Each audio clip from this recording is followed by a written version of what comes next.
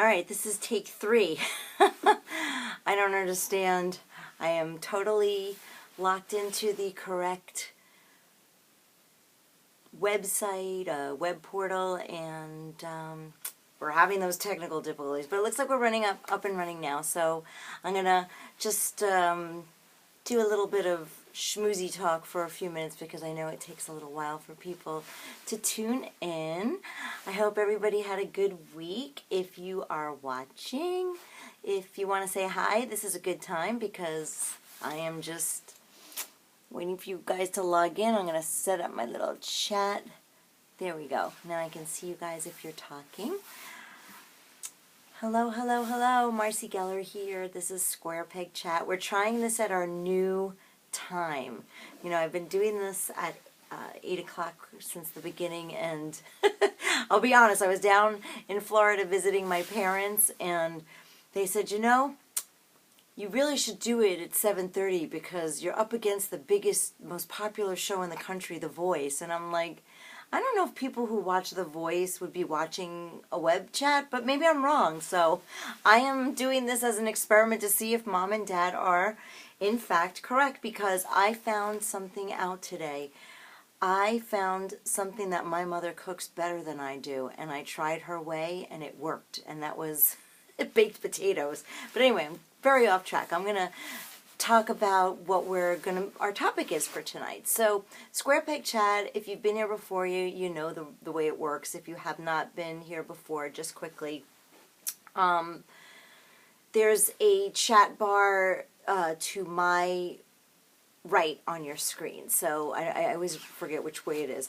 If you want to say something, you don't have to log in with Ustream. You can do it anonymously, although I love when you guys announce yourself so I know who I'm talking to, because a lot of times I know you in 3D world. But if you're not comfortable, you can stay anonymous and still make comments and ask questions. That's okay too. Above me, you've got a mailing list. I would love it if you signed up for my mailing list because that way we can keep in touch. And you'll hear about all the things that are going on, shows, new CDs coming out, stuff like that. And that's all I'm going to say for now. So, tonight's topic is, it's not a race, it's a marathon. And I am always somebody who feels it's important to give credit where credit is due. So, I will give credit in saying that I heard that saying from a former client / friend of ours from years ago, Larry Knott. He said to me, he said, Marcy, it's not a race, it's a marathon. I don't know, I can't do Larry's voice, but it was something like that. And, you know, it took me a really long time to grasp the concept of what he meant by that. And I know that some of you who know me know that I am a runner, and I don't mean this in a literal physical sense. I don't run marathons. I have no intention of ever running a marathon. I'm really happy with my 4 miles a day. That's plenty. That's enough. That's all I can fit in at this point. So it's not about physically running a marathon. It's about feeling this urgency that you're going to miss out and that there's like a deadline to when you can make your life happen. That's really what I gathered from it. And I want to talk about that because I'm not, you know, a kid in my 20s anymore, and so the concept of deadlines and did I miss this window, did I miss this opportunity, is this aspect of my life done with, you know, is very prevalent. And the reason that I thought about talking about this topic tonight was because I happen to know 3 friends who ran in the New York Marathon last week. How incredible is that? I do have remarkable respect for anybody that does the physical manifestation of running a marathon. So this is sort of an homage to Marianne Zakaria and Meg Braun and Victoria Levitt, because you women rock. You did the marathon. You finished. It's incredible. So back on to topic. So it's not a race. It's a marathon. I must say this to myself at least 20 times a week because I inevitably find myself with my gajillion lists of things to do And there's always a point at which I have to stop and breathe and be a human being. Either I have to get somewhere or meet with somebody or make dinner or do the food shopping or the banking or whatever it is. And I always have this sense of befuddlement, like, once again, it's like the end of the day and I didn't finish. And so I try to soothe my soul and my psyche by remembering that it's not a race, it's a marathon. Really, all that matters is that I get there, and maybe I'm not going to get there wherever there is when I thought I was going to, or in the fashion that I expected to, but all that matters is that you just stay in it and you just keep on going. And this is really an important idea for me personally.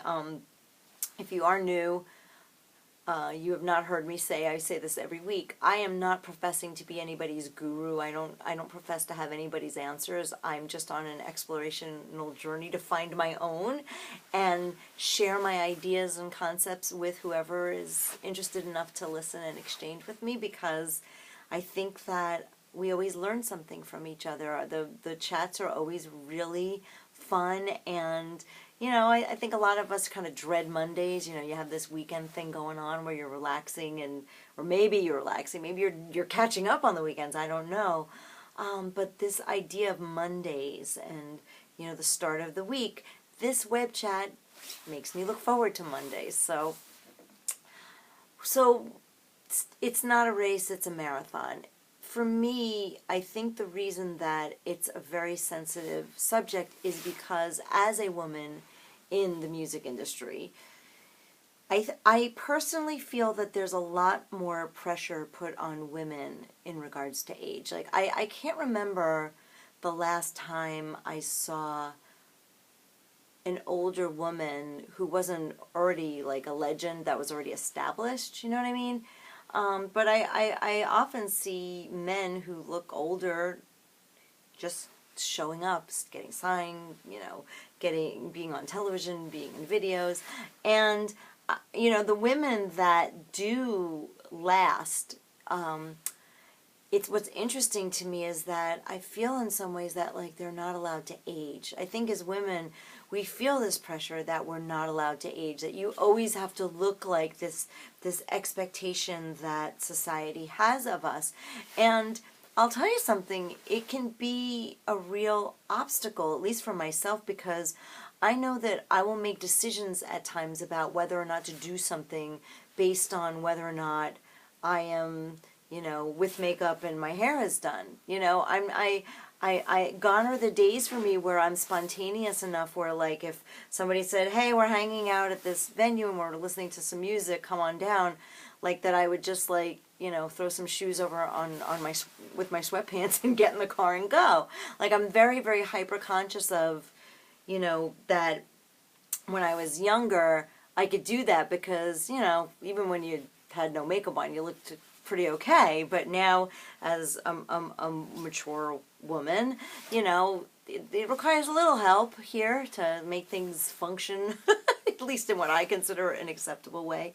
So this idea of time, I think it's something that I constantly wrestle with, this idea that there's like a cutoff, like, okay, so if I didn't achieve musical success by this point in time, does that mean that it's never going to happen? Like, it's time, now I have to, like, be responsible and give it up and just be like a grown-up and not have this foolish idea of being a musician. And, you guys who've been tuning in with me already know my answer. My answer is, well, that's ridiculous. Of course it's not too late. There's always music to be made. And again, maybe it means that I'm going to reframe my idea of success more than I'm going to change wanting success, if that makes any sense.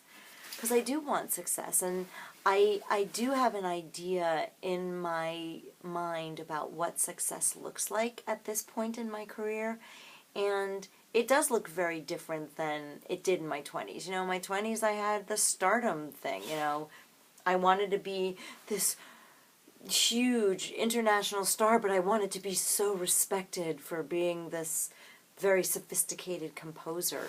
And that was hard because my very first record deal was a dance record. And it's kind of hard to be taken seriously when you're bopping around in little, you know, short mini skirts and singing to dance tracks that, you know, it had an essence of meaning behind it, but it wasn't the deepest song I've ever performed. And so I guess like I call that like the Marcy Light days. That was when I was Marcy Light. And look, there's a lot to be said for that period in time. That, you know, I learned so much about music and the industry and what I wanted, what I didn't want. I learned a lot about myself. I learned who my friends were from that whole experience. And so I don't bemoan that I started out in the dance industry, but my idea of success has definitely changed with the years that I've still been doing this. And the idea of what it is, I think that for me, a very important exercise is to really clearly define what it is that I want so that I can get this laser focus in order to obtain it or achieve it, whatever it may be. So that's something that I want to share with you all, because I think that knowing what you want is of the utmost importance, and knowing what it looks like. You know, when I was 20, you know, success probably looked like, you know, millions of fans and platinum records and Grammy Awards and all that kind of stuff. But as a woman who's been doing this for some time, it looks different to me. You know, at this point in time, success looks like having a significant amount of passionate fans who are free thinkers and who like pushing the envelope when it comes to mental discussions, you know?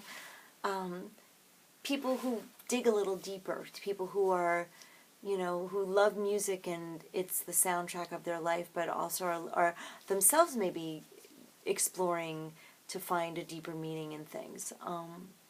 I'm looking for those loyal people who want to come along for this ride. You know, I always feel very, very privileged that I get to still make music. And you know, people say, well, what makes you feel like, you know, it was a good show or a good performance? And honestly, for me, it's when somebody comes up after a show and says, you know, that song that you sang, blah, blah, blah, you know, I feel like you wrote it on my behalf because I'm not a musician, and it resonated with me. And that to me is such a very clear moment when the universe is saying, yeah, this is something you're supposed to be doing. Because I think a lot of times we judge success by quantity instead of quality. And